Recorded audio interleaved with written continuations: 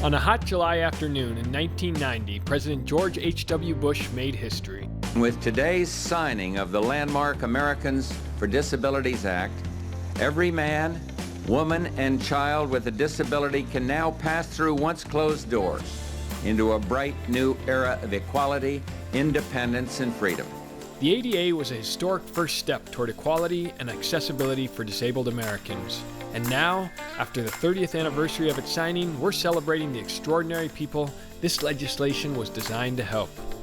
A wounded warrior taking to the waves. Especially after an injury, I think it's been really great for me to get back on the ocean, and really makes me feel alive and intense. A neighborhood designed to foster unlikely friendships. It's a neighborhood full of people of all abilities, but it seems like it's just a neighborhood full of friends. This was just a great place to be surrounded by. And a summer camp that makes every kid feel special. I can just be like a kid and just do whatever I want and just have fun. We still have a long way to go, but thanks to laws like the ADA, disabled and able-bodied Americans can say that we all have more in common.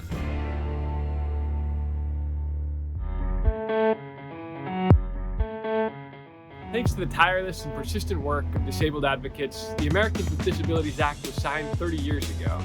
Now, a new generation of advocates is taking up the torch. When we all have accessibility, we all win. It's justice. When there's a barrier, it's injustice. I didn't know whether I can live by myself. Everything was kind of forcing me. The norm is this, and being disabled is not having self-determination. I'm Noah Ohashi, and I'm originally from Japan. I was involved with the disability rights movement in Japan, and 2 years ago I moved to Chicago. Americans with Disabilities Act is, I think, the biggest component is its civil rights bill. It's basically end of the segregation, end of the discrimination. This is the civil rights bill that everyone needs to know. Japan is the country don't have an ADA. And I moved to US, and I see so many things in place because of ADA, such as Braille, wheelchair accessible button, accessible public transit, rights to go have an accommodation at job and the university. It's really amazing for me to see so many things are accessible. My name is Storm Smith, and I'm currently a producer at BBDO LA. I'm also an advocate for LGBTQ, disability, BIPOC with multiple identities and intersectionalities, the whole gamut. Decades ago, the narratives were, we were a burden and charity, and even, we need to be fixed. And ADA is really helping to redirect and make the narrative better, that we can do so much. We are valuable, we belong. Just knowing the ADA really established and helped the public's perspective to change, although we still have a lot of work to do. The time is changing. We need to change so many things. For example, for wheelchair user, it's so hard to find a wheelchair accessible rideshare. Each year we need to revise the ADA and try to enhance the bill so that we could be more equal citizens. Athletics can be difficult for people with disabilities because it often requires specialized equipment. But this organization in San Diego has found a way to help wounded warriors ride the waves.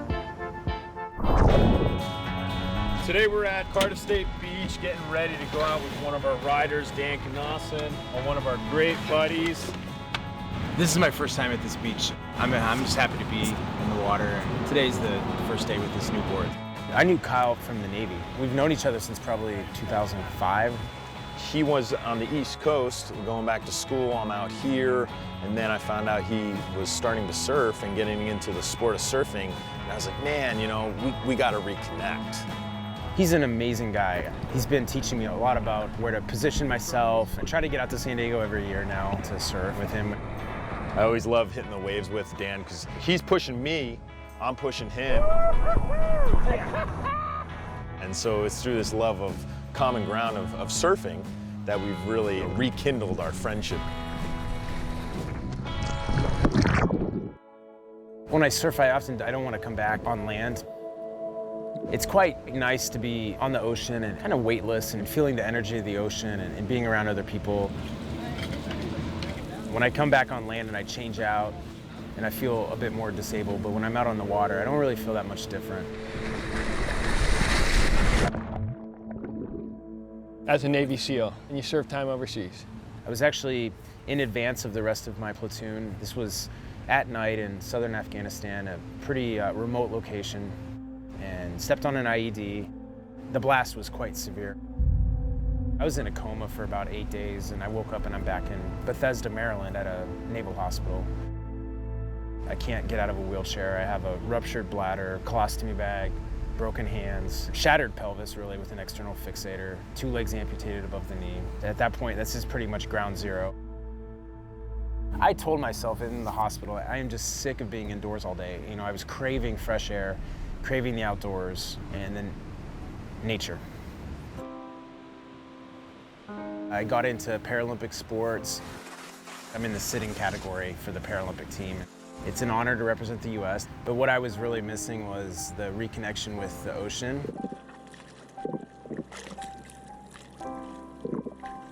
When we went out with Dan, we watched, surfing with him and having fun. We were looking at how he was actually surfing, and we said, you know what?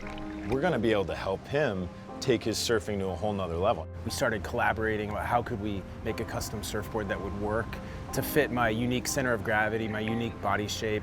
We've learned so much that's not just helping Dan, but it's helping every single one of the veterans that we serve. I think we've really hit the nail on the head with this latest design right here. What is One More Wave? When we heard that the veteran suicide rate was averaging 22 a day, we said, hey, our favorite form of therapy is getting out there and surfing. So what we do is we build our wounded, disabled veterans customized surfing equipment that we tailor to their individual need, their individual requirement, in an effort to get them back out there and getting them some more waves. Especially after an injury, I think it's been really great for me to get back on the ocean and reclaim that part of me that was always going out. I can think of waves that I've caught in Mexico or in Indonesia, here in San Diego, and I have the biggest smile on my face and really makes me feel alive and intense.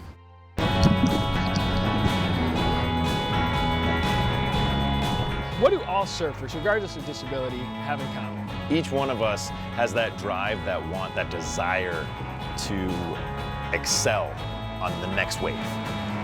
Surfers just love the ocean and love nature and respect the ocean. Coming up. When I came to this place, boom, baby, I started to, burst out with laughter and joy, and everything inside me felt happy. And later?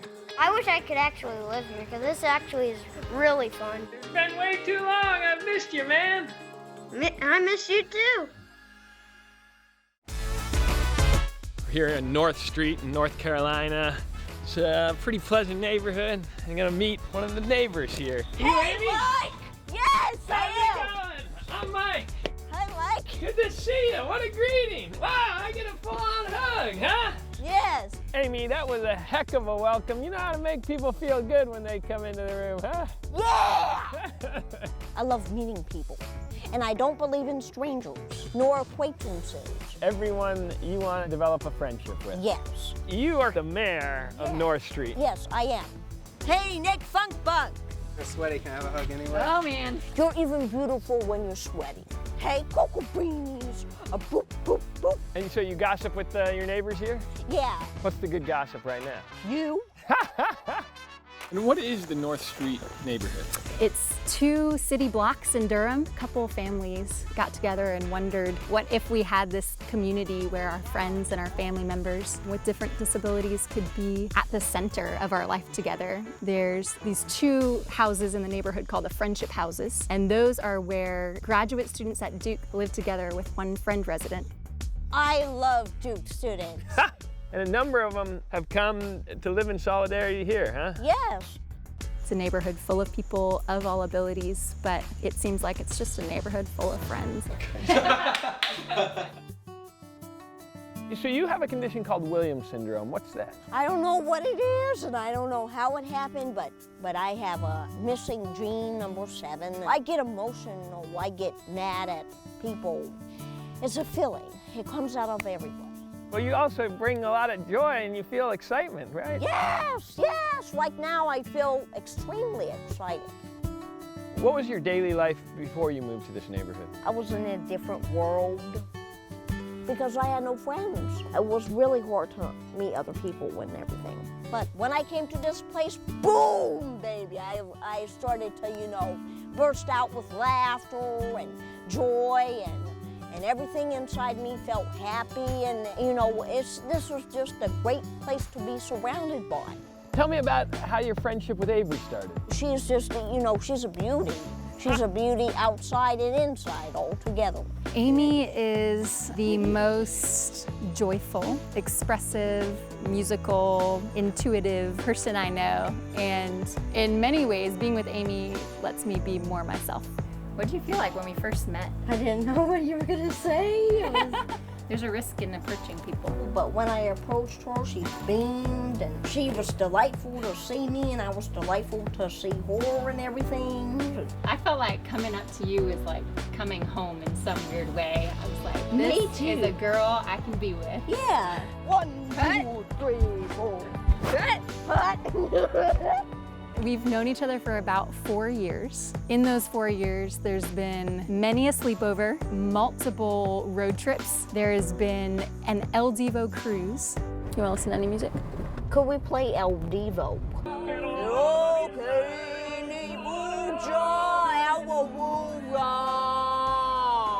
And you guys do some bowling too, huh? Yes, bowling makes me happy. I'm a champ at it. The champ. Yeah. Hey! We're going in and tear it up. Yeah. All right. Amy's gonna show us how. Awesome! Girl! How often do you guys come bowling here? Rarely. You come once a week. Once a week, okay. Just not enough. You love Just, it. I love it. No shortage of fun and joy on North Certainly Street. not. And I met my husband there the same night I met Amy. Amy left a bigger impression. But Zach left a bigger second impression. You folks met here on North Street. Yep, this is the place where we met and fell in love. I actually just lived in this apartment for 4 years. A man named Nathan, who I met when I moved into the Friendship House and was like really unsure what it'd be like. Couldn't really imagine my life with Nathan, and then 4 years later, I can't imagine my life without him. It's a beautiful picture of what happens when people who are really different, or the world thinks are really different, spend time together, get to know each other. I think slowing down and allowing yourself to receive from people with disabilities, to be in friendship with people with disabilities, there's just such a treasure, a hidden treasure, I think, that we're missing out on in our busy lives. Maybe just slowing down and getting to know one person who may be different than you. Most recently, she was in my wedding as a bridesmaid this past May. I never been a bridesmaid in any wedding. I was proud of myself, and I would love to be a bridesmaid again. You guys are best friends, and Yes. that's why she picked you to be up there with her, huh? Yes. You mean a lot to me, Amy. Aw, thanks, Avery Leonard. Avery Leonard Bond. You will always be Avery Leonard to me. What's your favorite part about Avery? She's not shy. Don't be shy is another word I like to say, because if people are shy, that's not good for them, because they can't talk to people or interact with people, stuff like that. My favorite thing about Amy is that she is so loving, so wise, and that she's just super welcoming.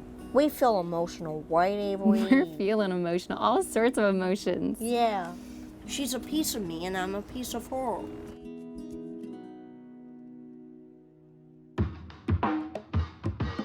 When we come back, Drew was born with no front legs, so he hops around like a kangaroo. That's where he got his name. and later, I would prefer to be there at camp, but it's definitely the best you can have in this situation. We both rolled around a little bit. Come on, Bob. Rue was born with no front legs, so he hops around like a kangaroo. That's where he got his name. Before, when he was down south, They were saying that somebody was going to put him in a bag and throw him in a river. And I'm glad that didn't happen, because now we got the little guy. That's a good boy. 2009, I got in a car accident. Somebody ran through a red light, running from the cops, and I was paralyzed, airlifted. Yeah, it's been life on wheels since then. You know, make the best of it, keep going, no big deal. The whole community came together. They built the ramp out front, tore up most of the carpet and put hardwood in, opened and widened most of the doorways in the house, put a back deck on. Come on. Making sure that I had a comfortable place to recall home. We have fashioned a little wheelchair for him. I'm a plumber, so I used materials I'm comfortable with. I've used PVC and skateboard wheels, which we had sitting around. Once he gets full grown, then we can get him a permanent one. This is just a temporary set of wheels for him. It's just crazy that we are able to give him such a good life, and it could have been over just because he was different. I feel like he has a pretty good attitude about himself. He's having a blast, throwing himself all around, just being a regular dog. He doesn't see himself any different. Just like me, with having a whole bunch of loving people around you, you know, makes things a little easier. There you go. It's a good boy. They don't let it stop them. I mean, he's bouncing around the house. He's traveling all over the place. Zip lining, skiing. He acts like he never even got in the accident. Doesn't matter, you know, my buddies all pick me up 10 flights of steps if they have to. Everyone's always there to lend a hand. When he was in his hospital room, people would come in very sad, and he would say, "Hey, I'm still alive. You know, don't be sad for me. I'm still here. You know, don't cry."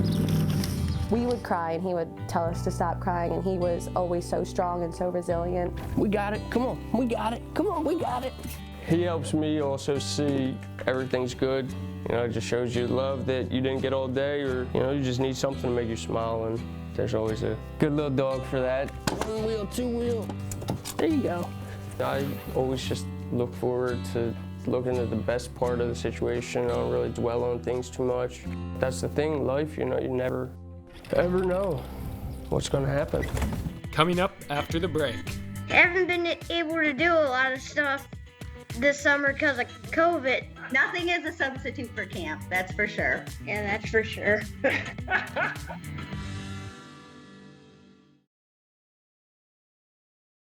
Last year, I sat down with an 8-year-old named Liam who was experiencing a tough year with spina bifida. He'd already had 15 surgeries in his little life. The scars from his most recent surgery were still healing.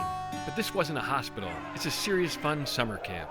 I wish I could actually live here, because this actually is really fun. When you come here, for you, it's just a totally different world. It's saying to me, no more hospital beds, and don't have to do this, don't have to do that. Have you had to spend some time in hospitals lately? The toughest thing I had to experience is one of my surgeries. I had a back surgery once, and I had to be on my back for a bunch of days. It was a tough time, huh? That was probably hard. A big surgery? Yeah. But you're coming back strong. What's been your favorite memory from last year? What are you most excited about? Probably NAS Carnival. That's tonight. Yeah, that's tonight. There's a hot air balloon. You gonna do it? I'm probably gonna do that. Whoa, that's I didn't do it last year, but I'm gonna probably do it this year. That's because this is a camp made for kids with serious illnesses. It's part of the Serious Fun Children's Network, founded by actor Paul Newman, that has given over 1 million camp experiences free of charge to kids from around the world. Nurses, counselors, and doctors are all on site, many of them volunteers. And each camp has its own theme. So we're in North Carolina, heart of NASCAR country, and you gotta have a pit crew right here for Carnival to kick it all off. When I first met you this morning, you were kind of quiet, a little shy, and by nightfall, you were just, going crazy, doing the YMCA. I just have to have fun. Is the last day at camp kind of sad? I know I might come back this week next year, and I might meet my same friends in just different cabins. But the good thing is, if they live close to you, then you can always go have a play day with them. So from the hospital to this, I can just probably be like a kid and just do whatever I want and just have fun. So in some ways you just feel like you're floating when you're here. I was like, Mom, I need to go to this camp. And you finally made it. Yeah.